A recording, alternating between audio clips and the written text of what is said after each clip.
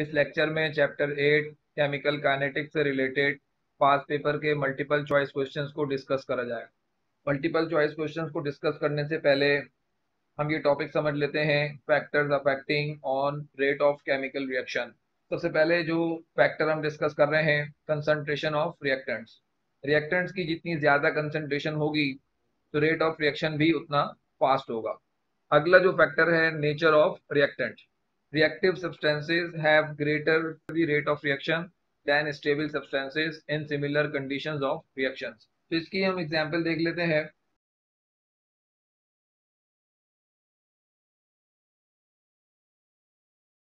NO की oxidation वाला reaction ये फास्ट है और CO की ऑक्सीडेशन वाला जो रिएक्शन है ये स्लो है। कि जो NO की एक्टिवेशन एनर्जी है वो कम है, जबकि CO की जो एक्टिवेशन एनर्जी है वो ज्यादा है। तो NO जब रिएक्ट करेगा उसका रेट ऑफ रिएक्शन ज्यादा होगा, CO जब रिएक्ट करेगा तो इसका रेट ऑफ रिएक्शन कम होगा।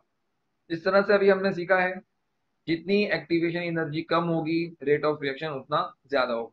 नेक्स्ट जो फैक्टर है, temperature. Usually reactions speed up with increasing temperature. किसी ऐसे रिएक्शन का जो कि होमोजेनियस सिस्टम में प्रोसीड हो रहा है, उस रिएक्शन के लिए अगर हम 10 डिग्री टेम्परेचर राइज करेंगे तो rate of reaction approximately double हो जाएगा।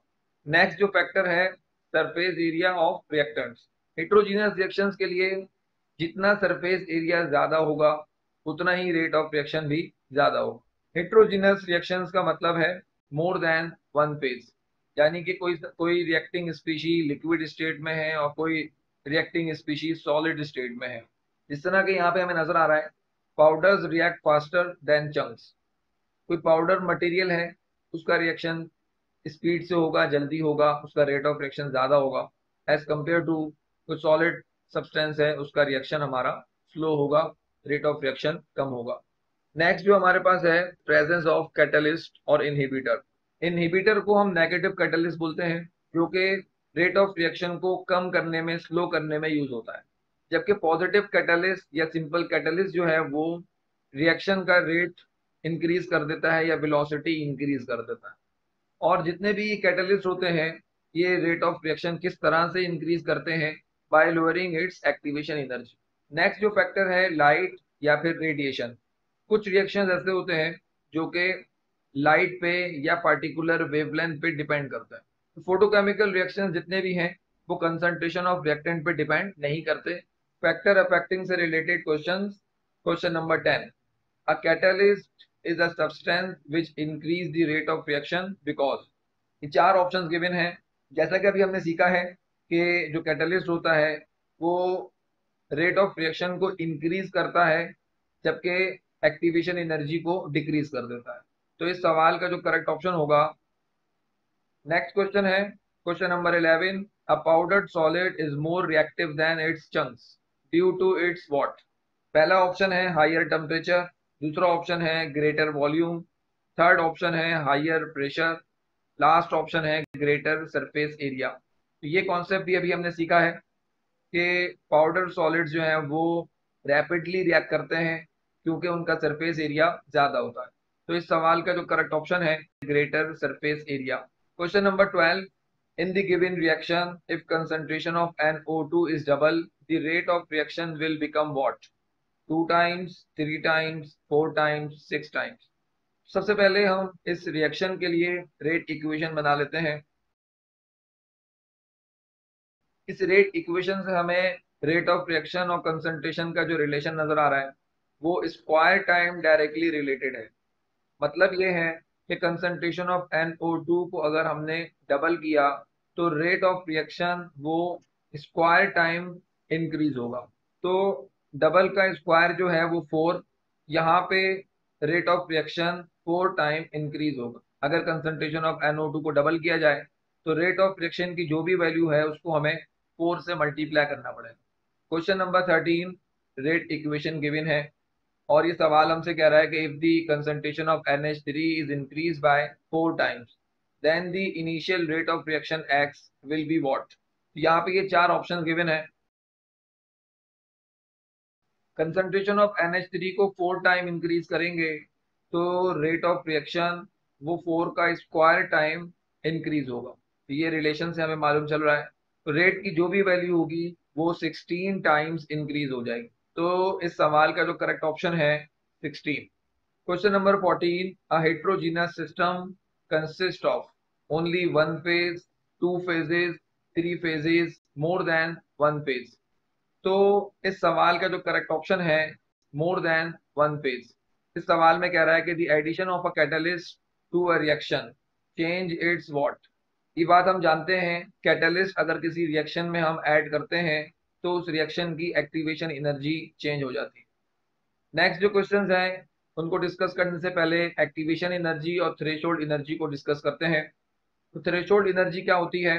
The minimum amount of energy required to make effective collision is called threshold energy. ऐसी एनर्जी जो कि रिक्वायर्ड हो इफेक्टिव कोलिजन करवाने के लिए। और थ्रेशोल्ड एनर्जी जो होती है वो ज्यादा होती है, greater than activation energy. Threshold energy का जो फॉर्मूला है activation energy plus average internal energy. अब हम डिस्कस करते हैं एक्टिवेशन एनर्जी क्या होती है। वो मिनिमम अमाउंट ऑफ एनर्जी जो कि किसी रिएक्शन को करवाने के लिए चाहिए हो, ऐसी एनर्जी को हम एक्टिवेशन एनर्जी कहते हैं। एक्टिवेशन एनर्जी बराबर होगी threshold energy minus average internal energy. तो ये जो सवाल यहाँ पे नजर आ रहे हैं एक्टिवेशन एनर्जी और थ्रेशोल्ड एनर्जी से रिलेटेड है।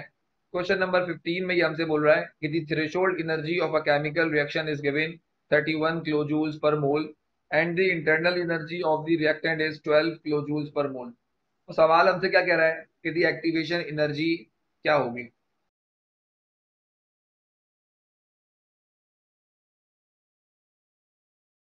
एक्टिवेशन एनर्जी का ये फॉर्मूला है कि threshold energy minus internal energy.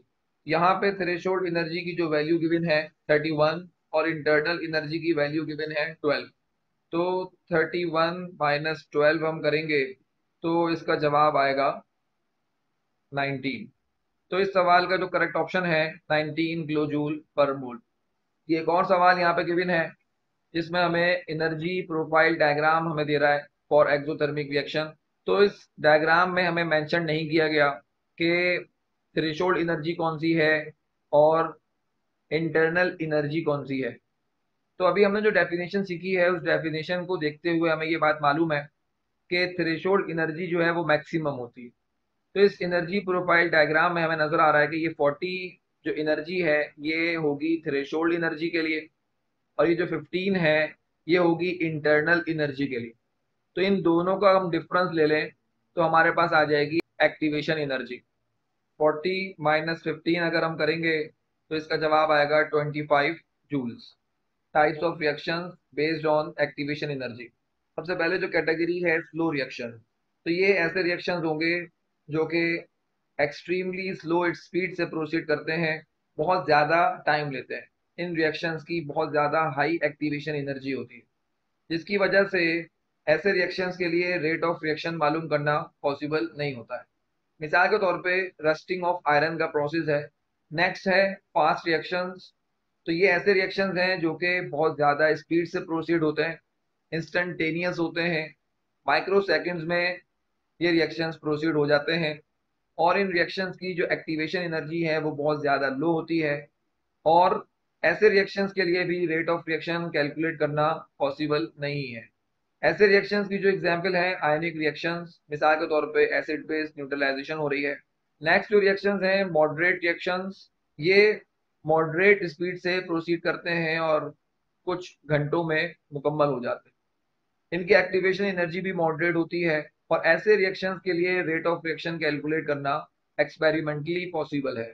यहाँ पे एग्जाम्पल में हमें नजर आ रहा है कि एस्टेरिफिकेशन का अगर रिएक्शन हो रहा है तो इस रिएक्शन के लिए रेट ऑफ रिएक्शन निकालना एक्सपेरिमेंटली पॉसिबल होगा। Question number 17, these have low value of activation energy. यहाँ पे चार ऑप्शंस गिवन है, slow reactions, fast reactions, moderate reactions, ionic reactions. इस सवाल के लिए ये ऑप्शन भी करेक्ट है कि फास्ट रिएक्शंस जो होते हैं उनकी एक्टिवेशन एनर्जी कम होती है। और फास्ट रिएक्शंस की एग्जाम्पल में आयनिक रिएक्शन की एग्जाम्पल भी आती है। तो इसके लिए ये ऑप्शन भी करेक्ट है। ये ऑप्शन नहीं हो सकता और ये ऑप्शन नहीं हो सकता। Question number 18, reactions with high activation energy are what? Slow, fast, moderate, do not occur. तो हाई एक्टिवेशन एनर्जी वाले रिएक्शंस स्लो रिएक्शंस होते हैं। नेक्स्ट क्वेश्चन डिस्कस करने से पहले हम रेट ऑफ रिएक्शन को डिटरमाइन करने के जो डिफरेंट मेथड्स हैं उनको देखते हैं। फिजिकल मेथड्स हैं refractometric method, spectroscopic method, calorimetric method, conductivity method, pH method, polarimetric method. ये जितने भी मेथड हैं इनमें हम यही काम करते हैं कि रिएक्शन शुरू करने से पहले सेम प्रोसीजर पहले रिएक्टेंट के लिए हम यूज कर लेते हैं। उसके बाद ड्यूरिंग द रिएक्शन हम इंस्ट्रूमेंट यूज करते हैं और इनकी वैल्यूज को कंपेयर करते हैं रिएक्टेंट से। तो रिएक्शन शुरू करने से पहले मिसाल के तौर पे रिफ्रैक्टोमीटर यूज करके रिफ्रैक्टिव इंडेक्स कैलकुलेट कर लिया।